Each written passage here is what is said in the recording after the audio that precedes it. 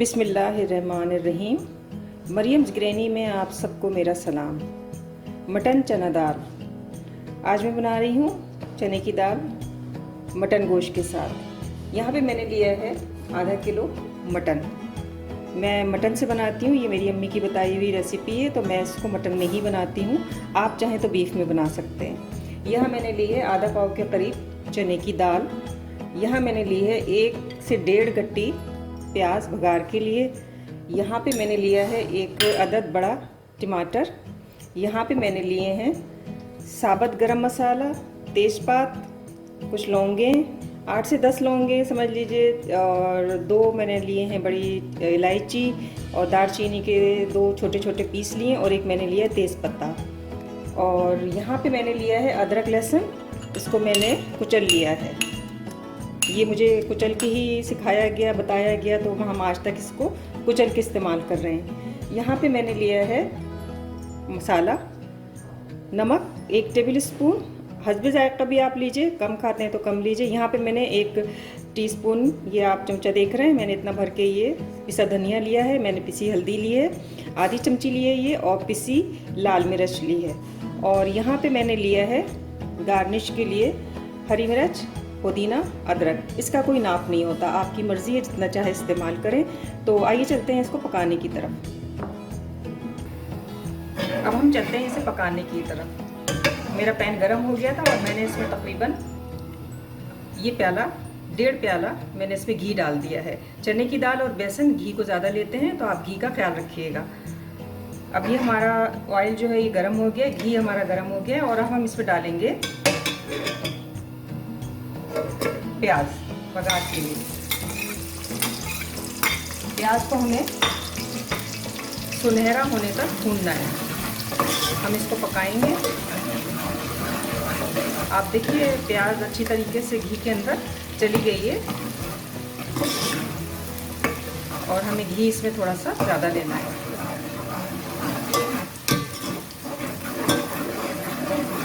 बहुत ही आसान और सिंपल और सादा ये खाना है, और ये मैंने आपको बताया कि मेरी अम्मी ने मुझे सिखाया था, तो मैं आज तक उसी तरीके से बनाती हूँ।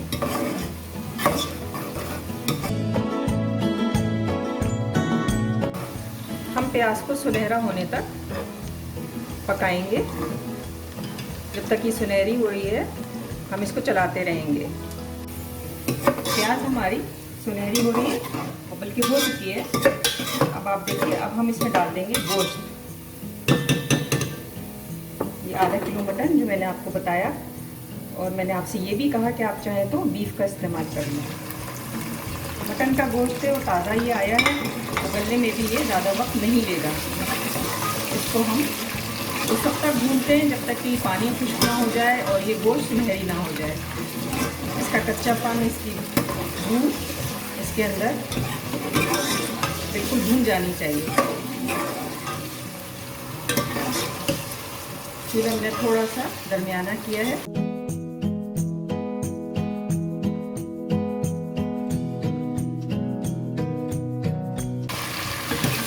गोश्त के अंदर सुनहरापन आ चुका है, देखिए थोड़ा सा ब्राउन सा भी हो गया, सुनहरी गोल्डन, हमें ऐसा ही चाहिए। और अब हम इसमें डालेंगे अदरक लहसुन कुचला हुआ, जो मैंने आपको बताया था, इसको हम डाल देते हैं।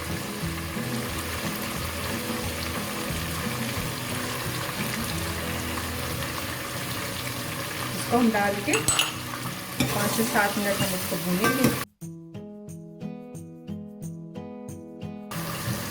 अब यहाँ पे मैं डालूंगी स्पाइसी। मैंने लिया था नमक, हल्दी जायका, पिसा धनिया, हल्दी और पिसी लाल मिर्च, और आपको उसकी मकदार भी बताई थी। तो अगर आप तेज़ खाना चाहें तो आप मसाला ज़्यादा ले लीजिए। मेरे यहाँ तेज़ नहीं खाया जाता, तो मैं फिर भी हल्का रखती हूँ, आप तेज़ ले लीजिए। अब हमने थोड़ा सा इसमें थोड़ा सा पानी मैंने डाल दिया ताकि मसाला जले नहीं। बहुत ही अच्छा ये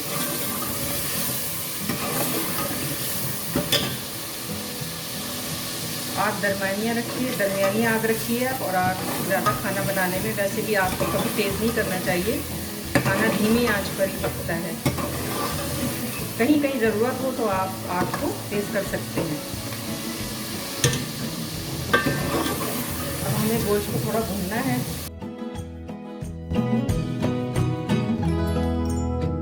गोश्त आप देख लीजिए।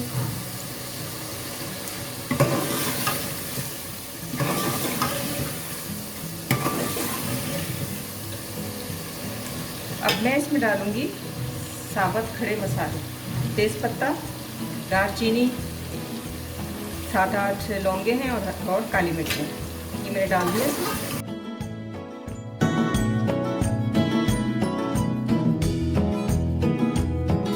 अब मसाले में हम पानी डाल के और इसको गलने के लिए रख देंगे। तकरीबन 20 से 25 मिनट में हमारा ये गोश्त गल जाएगा और हम इसको ढक के रखते हैं पानी डाल के। अब यहाँ पे मुझे दाल पे भी थोड़ा सा काम करना है, तो मैंने 1 टेबल स्पून घी लेके आधी गट्टी प्याज का मैंने बघार किया और अब इसमें मैं डाल दूँगी ये फ्राई की हुई दाल। दाल को इस तरह डालने से इसका कच्चापन, इसकी खुशबू जो है वो बघार के साथ मिलके बड़ी अच्छी हो जाती है। और हमें दाल में चूँकि डालने के बाद बहुत ज़्यादा भूनना नहीं होता, तो इसलिए हम इसको हल्का सा पहले तल लेते हैं। मैंने दाल में तकरीबन आप समझ लीजिए कि 3 चिटकी मैंने नमक डाल दिया था, क्योंकि मुझे गोश्त में भी डालना था, तो मैंने इतना ज़्यादा इसको किया नहीं। और यहाँ पे हम डालेंगे पिसा ज़ीरा, पिसा गरम मसाला, बहुत ही थोड़ा सा, तकरीबन 3 पिंच 4 पिंच ऐसे डाल दीजिएगा, क्योंकि हमने गोश्त में भी गरम मसाला ज़्यादा डाला है, तो बहुत ज़्यादा स्मेल नहीं होनी चाहिए। और यहाँ पे मैंने इसको हल्का सा फ्राई कर लिया। बहुत ज़्यादा हमें इसको नहीं करना, बस सिर्फ हल्का सा हमें बघार में इसको फ्राई करके इसकी खुशबू देनी होती है। और दाल जो है वो चूँकि हम उबाल के निकालते हैं तो वो कच्ची सी होती है। बस ये हमने इसको तल लिया है।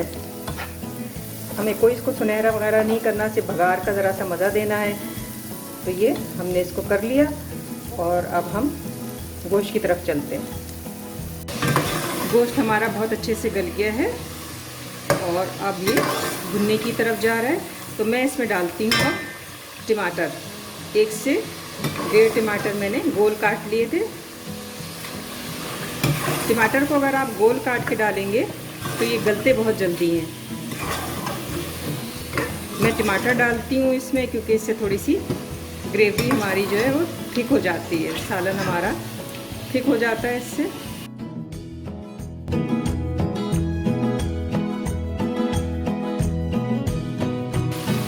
मसाला हमारा भून चुका है और अब हम इसमें डालेंगे प्याज, जो मैंने पहले से हल्के से बघार में तल के रखी थी और मैंने आपको दिखाई दी है। इसके बाद मसाले को हम इस तरह से भून लेंगे। आप देखिए हमने घी इतना डाला कि हमारी चने की दाल जो है उसमें पूरी तरीके से मिक्स हो गई है। इसको 1 से 2 मिनट बस हम इसको भून के, और इतनी ग्रेवी थिक है कि हमें इसमें बहुत ज़्यादा शोरबा करने की भी ज़रूरत नहीं है और ये बहुत ज़्यादा शोरबे में पकती भी नहीं है। इसको थोड़ा सा हम भुना भुना सही रखते हैं। अब यहाँ पे मैं गार्निश के लिए इसमें डाल देती हूँ थोड़ा सा, इसको हम कहते हैं अंदर की जो गार्निश होती है पकाते वक्त की। इसमें हरी मिर्च, पुदीना अच्छा से डाल के और हम इसको थोड़ा सा चलाते हैं। और यहाँ पे हम डालते हैं इसमें 2-3 अदरक के पीस। अदरक भी मैंने डाल दी, हरा धनिया, हरी मिर्च।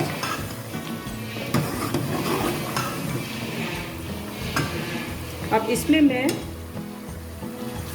थोड़ा सा पानी ज़रा सा डालूँगी और पानी डालने के बाद में इसको मैं दम पे रखूँगी। चने की दाल गोश्त हमारा तैयार है और मैं इसको ढक रही हूँ। बिल्कुल दम की आंच पे हम इसको कर देते हैं और उसके बाद 2 मिनट के बाद हम इसको डिश आउट करते हैं। मटन चना दाल तैयार है।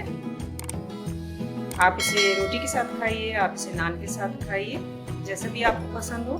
उम्मीद है आपको मेरी रेसिपी पसंद आई होगी। बहुत बहुत शुक्रिया।